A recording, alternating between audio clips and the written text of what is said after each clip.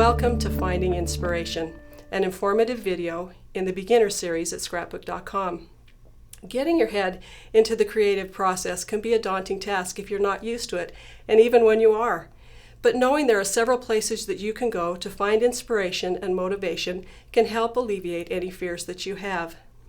I'll show you several places that you can go to become more accustomed to the creative process at Scrapbook.com, and then I'll show you some things here that you can do to help you, and things that I have done.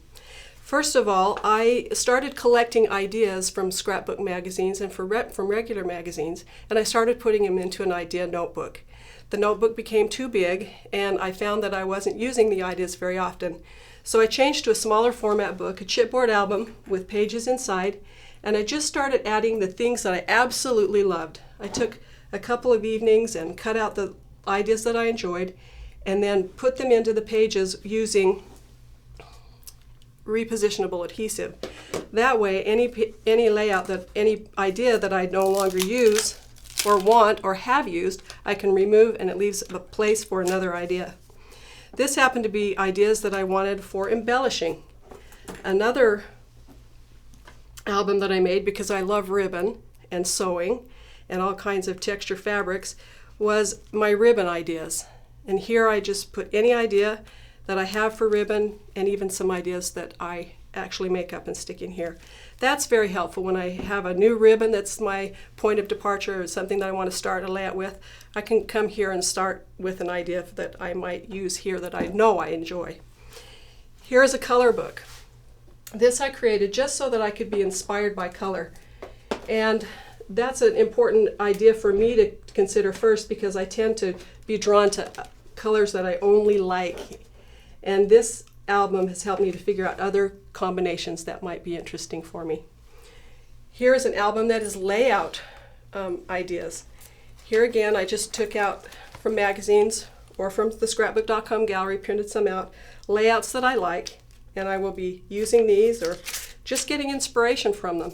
And then again, I can remove it and take it to my table so I don't have to have this book all the time, cluttering up my space. Let's take a look now at some layouts that I've made and the inspiration that was the starting point. The inspiration for this layout came from a layout that I saw on the internet. It was done by Cheryl Mance, and she had used a tic-tac-toe board effect and a photo and journaling, and I loved the tic-tac-toe idea, and I had a picture of a 3-year-old having her birthday, telling how old she was. So I knew I wanted to use a tic-tac-toe 3 in the row theme. So here you see tic-tac-toe 3, I'm 3.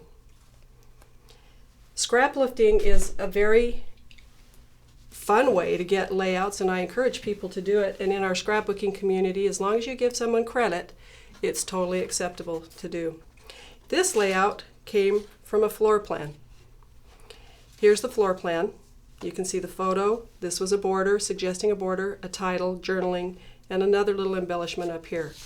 I found a pre-printed paper that made making a border easy, because I didn't have to.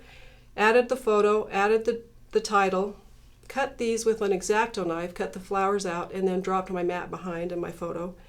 Added the little embellishment up at the top, and a little bit more of a note to my grandchild. This layout was inspired by the photos. I actually had taken a series of photos of 2 members of my family who shared the same birthday, and this was the little guy's first birthday to celebrate 3/16. So the photos inspired this particular layout. I loved this lettering, this chipboard lettering, and the paper and everything about the title, Love One Another. And I wanted to do a layout that would be inspiring to look at. So this layout was inspired by the title. And you can look at that and think, well, everything else is so inspiring, but it really was the title. Now this layout is called hybrid scrapbooking. Traditional scrapbooking is paper and embellishments, and digital scrapbooking is doing it all on your computer, and hybrid is a combination of both.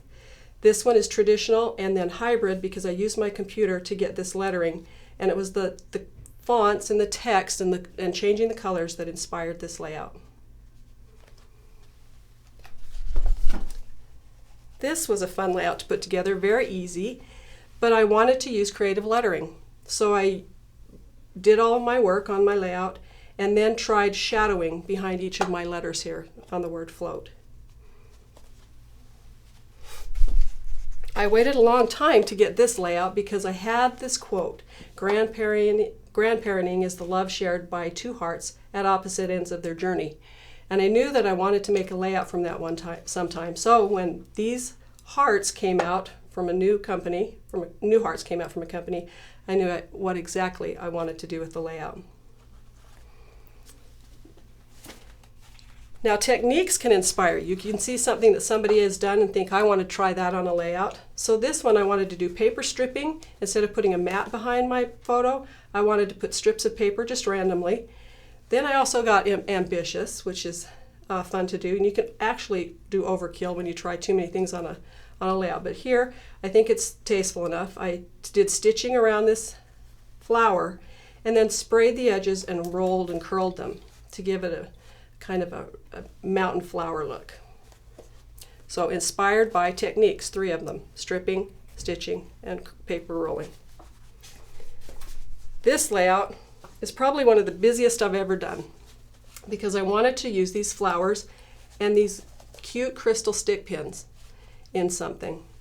So I got some photos of a cute little girl that had gotten into makeup and nail polish when she was supposed to be in bed, and put this one together. And you can see that just by a combination of flowers in different orders and layers, it helps to make a new embellishment there.